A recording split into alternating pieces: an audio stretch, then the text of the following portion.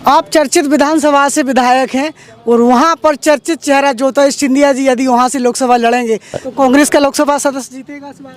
क्यों नहीं जीतेगा? जीतेगा। सिंधिया जी हारेंगे? मैं ये कब कह रहा हूँ सिंधिया जी हारेंगे?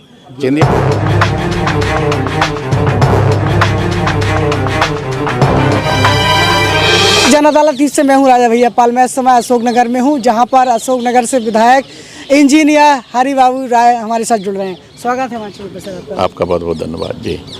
इस जिस तरफ आंधी चल रही है, एक तरफा देखा जाए तो इस बार बड़ा बहुमत भाजपा को मिला है, तो आप कैसे जीत गए सर?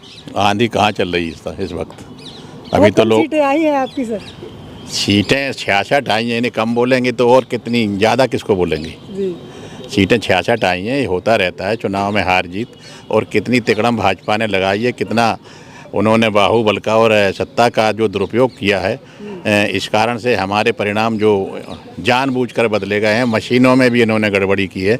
इसको आप चुनाव कहेंगे या ज़बरदस्ती का चुनाव कहेंगे? आप मानते हैं कि मशीनों में गड़बड़ी हुई है? निश्चित तौर पर इसका देखिए, सुप्रीम कोर्ट में भी प्रकरण चल रहा है, हजारों वकील इसकी पैरवी कर रहे हैं। तो ये हुआ है, मशीनों में गड़बड़ी करके ये चुनाव जीते जा रहे हैं जी। तो फिर कैसे आप कल्पना करेंगे कि लोकसभा में कुछ हासिल हो पाएगा?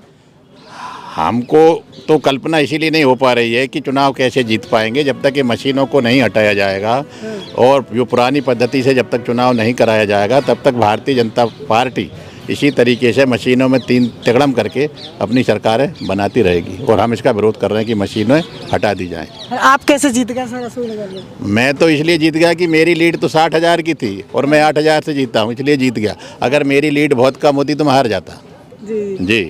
तो आपकी लोकप्रियता को देखते हुए इस आंधी में जीते हैं, तो अब आपका लक्ष्य क्या है, क्या करेंगे आप सर? मैं जनता की सेवा करूंगा, जो मुझसे बन पड़ेगा वो करूंगा। ऐसा नहीं है कि मैं विपक्ष में हूं तो कोई काम नहीं कर पाऊंगा। जनता ने ही सरकार बनाई है, चाहे वो भारतीय जनता पार्टी की सरकार बनती हो चाहे कांग्रेस की बनती हो। तो जैसे दूसरे विधायक काम करेंगे वैसा ही मैं काम करूंगा जी। मुद्दे उठाएंगे विधानसभा में दमदारी के साथ? मैंने मुद्दे उठा भी दिए हैं। अभी मैंने प्रश्न लगाए हैं। अभी विधानसभा 7 तारीख से चालू हो रही है और जन समस्याओं के क्षेत्र के जो भी मुद्दे हैं, समस्याएं, उन्हें मैं हमेशा उठाता रहूँगा जी। तो इस बार गुना शिवपुरी लोकसभा की बात करें तो कौन सा प्रत्याशी दमदार नजर आता है जो भाजपा को टक्कर देगा या सिंधिया जी को टक्कर दे पाएगा? ऐसा नहीं है कि भाजपा को टक्कर देगा या सिंधिया जी को टक्कर देगा। प्रत्याशी तो प्रत्याशी होता है, वो अपनी पार्टी की तरफ से पूरी ताकत से लड़ेगा। हम उसके साथ रहेंगे। जिसका भी चयन हमारी पार्टी कर देगी वही हमारा प्रत्याशी होगा। और इसीलिए ये बैठकों का दौर चालू है। प्रत्याशी चयन प्रक्रिया प्रारंभ हो चुकी है। आने वाले समय प्रत्याशी तय हो जाएगा। जीतू पटवारी एक ऊर्जावान और युवा व्यक्ति हैं। आपको लगता है कि जीतू पटवारी जी भारतीय जनता पार्टी का मुकाबला कर पाएंगे इस बार? निश्चित तौर पर वो ऊर्जावान हैं, युवा हैं और उनमें प्रशासनिक और राजनीतिक क्षमता है। भारतीय जनता पार्टी का हम मुकाबला पूरी ताकत से करेंगे, हमारे प्रदेश अध्यक्ष के उसमें मार्गदर्शन में। और अब की बार जो परिणाम आएंगे वो बहुत अच्छे आएंगे लोकसभा में। पिछली बार देखा जाए तो नकुलनाथ की एक सीट आई थी 29 में से। इस बार कांग्रेस की सीटें बढ़ेंगी या फिर से नकुलनाथ जीत पाएंगे, आपको लग रहा है? इतिहास हमेशा दोहराए जाते हैं। किसी वक्त कांग्रेस की भी 1-2 सीट आई हैं तो पहले भारतीय जनता पार्टी की भी 1-2 सीट आया करती थी। ऐसा कुछ नहीं है कि सीट नहीं बढ़ सकती, ये होता रहता है। इतिहास बदलते रहते हैं और निश्चित तौर पर आने वाला समय कांग्रेस की सीटें ज़्यादा लेकर आएगा लोकसभा में। अयोध्या में राम मंदिर बन गया है, आपको खुशी है?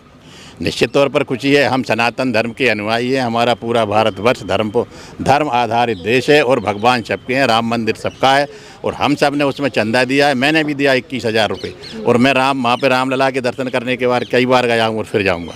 हमारे सबके भगवान है। भगवान किसी का ये बंटवारे की बात बिल्कुल नहीं करना चाहिए। पूरा हिंदुस्तान भगवान राम के पीछे चलता है। इसका क्रेडिट मोदी जी ले रहे हैं? वो गलत ले रहे हैं। ये तो सुप्रीम कोर्ट का निर्णय था। राजीव गांधी जी ने ही रामलला जी के उसके जो वो कमरे के ताले खुलवाए थे, इन्हें याद होगा। नहीं तो वो अंदर थे। जब उन्होंने ताला खुलवाया इसके बाद वो टेंट में आए रामलला जी, तब हम लोग दर्शन कर पाए। ऐसा कहीं नहीं है कि मोदी जी ने कुछ किया। इस सुप्रीम कोर्ट में प्रकरण चल रहा था, निर्णय आया है, वो तो मंदिर बना है जी। आप चर्चित विधानसभा से विधायक हैं और वहाँ पर चर्चित चेहरा ज्योतिष सिंधिया जी यदि वहाँ से लोकसभा लड़ेंगे तो उनको टक्कर दे पाएगी कांग्रेस, आपको लगता है? कैसी बात कर रहे हैं? एक बार वो हार चुके हैं। हार जीत होती है, अच्छे अच्छे नेता हार जाते हैं। जनता जिसके साथ होगी वो जीतेगा। इसमें व्यक्ति विशेष का नाम लेने की जरूरत क्या है? तो सिंधिया जी हारेंगे इस बार आपको लग रहा है? मैं हारने की नहीं कहता हूँ, कौन हारेगा? जनता जिससे चाहेगी, जिस पर आशीर्वाद देगी वो जीतेगा। आपको जनता पर भरोसा है? निश्चित भरोसा है, जनता ने ही मुझे जिताया है, जनता के आशीर्वाद से ही विधायक बना हूं, इसलिए मुझे भरोसा है। तो कांग्रेस का लोकसभा सदस्य जीतेगा इस बार? क्यों नहीं जीतेगा? जीतेगा। सिंधिया जी हारेंगे? मैं ये कब कह रहा हूँ सिंधिया जी हारेंगे? सिंधिया जी जीतेंगे या हारेंगे ये तो जनता तय करेगी। जी। जी, फिलहाल आपको कॉन्फिडेंस नहीं कह सकते, जनता पर छोड़ दिया है आपने। जनादेश से यही लोकतंत्र चलता है। क्या मेरे से चलता है कि किसी और से चलता है?